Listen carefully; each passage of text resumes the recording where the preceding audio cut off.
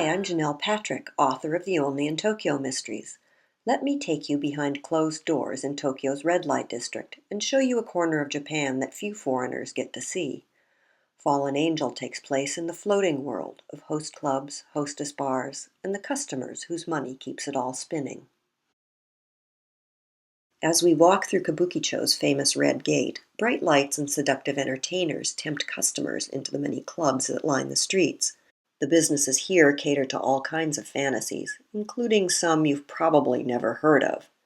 One of the characters in Fallen Angel works at a train bar, where customers pay to grope staff members dressed as fellow commuters.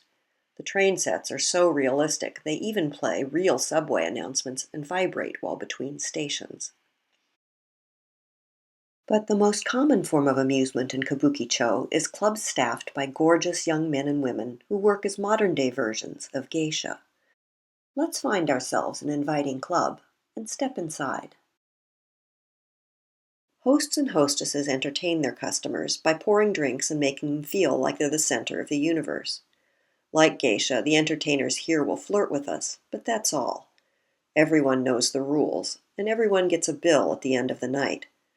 But if you've read Fallen Angel, you can understand why customers still fall in love with their charming companions and hope for more. That's because every detail in clubs like these encourages intimacy. From the private booths to the cut glass decanters, it's all designed to make us feel pampered and important. And, not incidentally, to part us from as much of our hard-earned cash as possible. You've probably noticed that the young men who work in host clubs have a style all their own. Some hosts feed the fantasy of being carried off by a bad boy on his motorbike.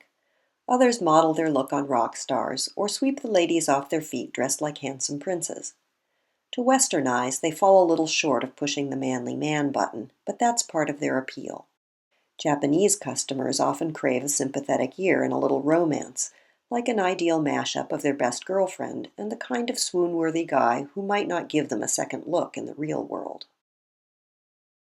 So by now you're probably thinking that getting paid thousands of yen to look good, pour drinks, and light cigarettes sounds like a dream job, right? But being a host isn't nearly as easy as it looks. First of all, it's not cheap to own the latest accessories, a wardrobe of silky suits, and a closet full of pointy shoes. A host's workday starts long before he punches the clock because he has to get his hair styled and fix his face. Like actors, hosts can't afford to have a bad hair day or unsightly blemishes. Special occasions call for even more investment, like these white suits worn by hosts celebrating their first anniversaries. And then there's the training. It takes skill to pour a champagne tower and a surprising number of bottles to fill one. Colored bubbly is all the rage, and it's even possible to pour a tower that's all the colors of the rainbow. But that's not the most challenging part of being a host.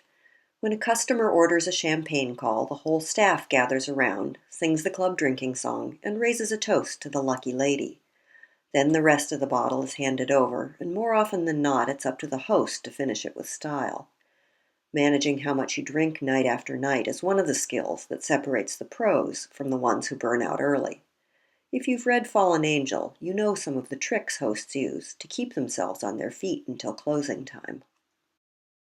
By the way, how much would you guess all this costs? The last time I was at a host club, the customer at the next table ordered a champagne call with the cheapest bottle of Dom. I asked the manager how much.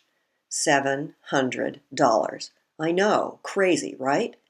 And what about a little champagne tower for your birthday party? 5,000, he said. Or more. So who can afford a relationship like this? About 30% of host club customers are women of means, but successful Kabukicho working girls make up the other 70%. Between working nights and doing a job that's a little on the shady side, a hostess doesn't have much of a chance to meet men who want a serious girlfriend. So she browses the man menu at her favorite host club or checks out their website, then picks out the man of her dreams based on his looks, where he's from, or whether they both supposedly love horseback riding. I hope you've enjoyed coming along with me to look below the surface of Fallen Angel, and I hope you join me again to solve all the Only in Tokyo mysteries. Because now that you've seen how many ways passion and money can intersect in Kabukicho, You understand how many people have secrets they might kill to protect. I'll leave it up to Yumi and Kenji and you to figure out which ones are deadly.